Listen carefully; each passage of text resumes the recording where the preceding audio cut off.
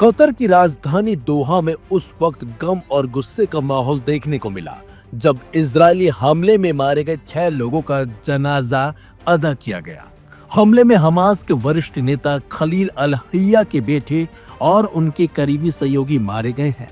जनाजे में कतर के अमीर शेख तमीम बिन हमद अल थानी भी शामिल हुए। कतर की राजधानी दोहा की ये तस्वीरें एक ऐसे जनाजे की है जिसने पूरे अरब देशों को झकझोर दिया। इजरायली हमले में मारे गए 6 लोगों की अंतिम विदाई में शामिल होने के लिए भारी संख्या में लोग उमड़े। इनमें कतर के अमीर शेख तमीम बिन हमद अल थानी भी शरीक हुए थे। दोहा की एक प्रमुख मस्जिद में हुए जनाजे के दौरान सुरक्षा के बेहद कड़े इंतजाम किए गए थे। जनाजे में शामिल होने वाले लोगों के चेहरों पर गम के साथ साथ गुस्सा भी साफ साफ झलक रहा था। शेख तमीम की मौन उपस्थिति को राजनीतिक संदेश माना जा रहा है। इस हमले में हमास के वरिष्ठ नेता खलील अल हय्या का बेटा हम्माम अल हय्या, उनके कार्यालय निदेशक जिहाद लबाद और 3 सुरक्षा गार्ड मारे गए। हमास ने इस हमले को आतंकी अंतर्राष्ट्रीय साजिश बताया है। हमास की ओर से कहा गया है कि यह हमला सिर्फ हमास पर नहीं बल्कि कतर की संप्रभुता पर हमला है।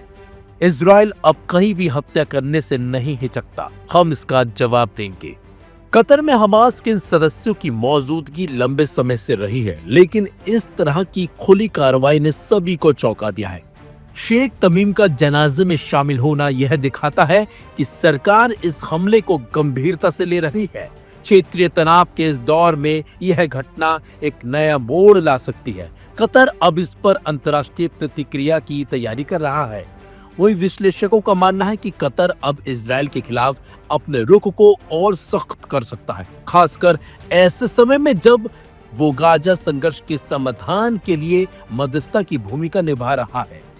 इस घटना ने यह सवाल भी खड़ा कर दिया है कि क्या इजराइल अब हमास को केवल गाजा या लेबनान तक सीमित नहीं मानता, बल्कि उसे विश्व भर में निशाना बना रहा है।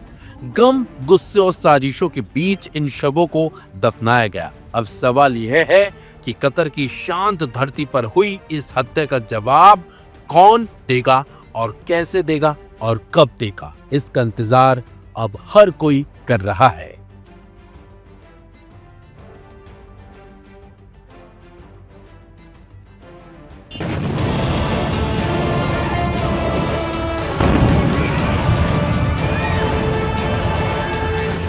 इजराइल ने कतर की राजधानी दोहा में हमास के अधिकारियों पर जो हमला किया, उससे मुस्लिम देश भड़के हुए।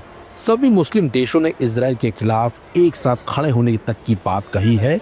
सऊदी अरब ने तो इजराइल को गंभीर परिणाम भुगतने की चेतावनी तक दे डाली। इस हमले को अरब मीडिया ने भी प्रमुखता के साथ कवर किया और अपनी अपनी बात रखी है। कुछ ने इसे नई लक्ष्मण रेखा का उल्लंघन बताया, जबकि कुछ ने युद्ध विराम वार्ता पर हमला बताया। कतर स्थित अल जजीरा और अबू धाबी स्थित स्काई न्यूज अरबिया ने अपने बुलेटिन में कतर के प्रधानमंत्री के बयान को प्रमुखता दी, जिसमें उन्होंने कहा कि दोहा को जवाबी कार्रवाई करने का अधिकार है। साथ ही उन्होंने एकजुटता के साथ कार्रवाई की अपील भी की। वहीं अल अरेबिया ने अपने बुलेटिन में ट्रंप के उस बयान को प्रमुखता दी जिसमें उन्होंने कहा था कि वह इस हमले से खुश नहीं है। ज्यादातर मीडिया संस्थानों ने इसे कतर पर आक्रामकता करार देते हुए चर्चा की मांग की है। तो वही राजनीतिक विज्ञान के प्रोफेसर हयल अल दाजा ने जॉर्डन के सरकारी चैनल से कहा कि यह हमला गाजा में युद्ध विराम की संभावनाओं की हत्या है। सऊदी अरब के अखबार अशरक अल अफसत ने अपने पहले पन्ने की प्रमुख हेडलाइन दी है, इजराइल ने दोहा में हमास को निशाना बनाया और वार्ता को भी चोट पहुंचाई। लंदन स्थित पैन अरब दैनिक अल कुद्दस अल अरबी ने अपने संपादकीय में लिखा कि यह हमला इजराइल की ओर से नई लक्ष्मण रेखा का उल्लंघन है और ऐसी कार्रवाई व्यवहारिक तौर पर अमेरिकी राष्ट्रपति डोनाल्ड ट्रंप की मंजूरी के बिना संभव नहीं हो सकती। तो वहीं लंदन स्थित दैनिक अल अरब की प्रमुख हेडिंग थी, इजराइल हर जगह हमला करता है, उसके लिए कोई लक्ष्मण रेखा नहीं बची है। तमाम मीडिया चैनलों और अखबारों ने सीधे सीधे इजराइल के साथ साथ ट्रंप पर भी निशाना साधा। आपको बता दें, ये पहली बार नहीं है कि इजराइल ने हमास के नेतृत्व पर निशाना साधने के लिए दूसरे देशों के अंदर भी हमले किए हो, बल्कि ईरान के अलावा लेबनान पर भी इजराइल ने ऐसे हमले पहले भी किए हैं। हैरानी की बात तो यह है कि कतर की राजधानी दोहा पर हमला करने के एक दिन बाद ही इजराइल ने यमन की राजधानी सना पर भी हूतियों के ठिकानों को निशाना पड़ा। हालांकि हूतियों ने भी इजराइल को इन हमलों का जवाब देना शुरू कर दिया है। फिलहाल मिडिल ईस्ट एक बड़े जंग का मैदान बन चुका है। इसका अंत कब और कैसे होगा किसी को नहीं पता, क्योंकि तमाम देश एक दूसरे पर हमला कर रहे हैं, रुकने का नाम नहीं ले रहे हैं। इससे साफ है कि मिडिल ईस्ट एक बड़े जंग का मैदान बन चुका है। ये मैदान जंग का जो बना है वो कब शांति में तब्दील होगा, ये देखना भी एक दिलचस्प बात होगी।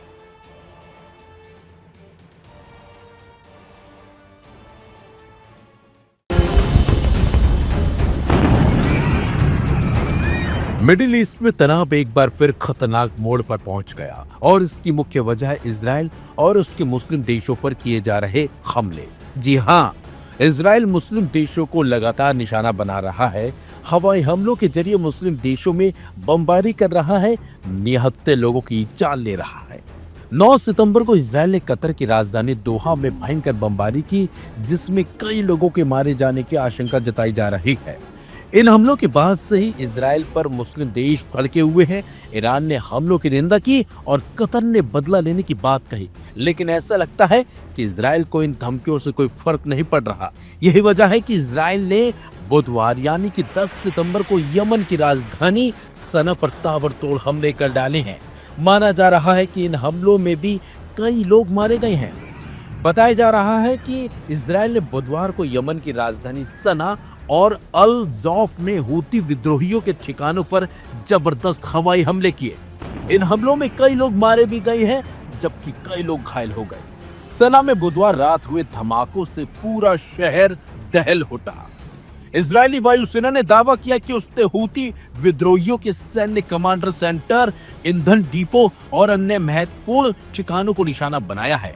सना में हुए धमाकों की आवाज कई किलोमीटर दूर तक सुनी गई है। सोशल मीडिया पर सामने आई वीडियो में भारी तबाही और आग की लपटें देखी जा सकती हैं। वहीं हूती स्वास्थ्य मंत्रालय के मुताबिक इन हमलों में कम से कम 35 लोगों की मौत हुई है और 130 से ज्यादा घायल हुए हैं। घायलों में कई बच्चे और महिलाएं भी शामिल हैं। वहीं इजरायली सेना का दावा है कि इन ठिकानों का इस्तेमाल गाजा में हमलों के लिए मिसाइल और ड्रोन लॉन्च करने के लिए किया जा रहा था। इससे पहले हूतियों ने रेड सी के रास्ते इजरायली जहाजों और एक एयरबेस पर हमला किया था।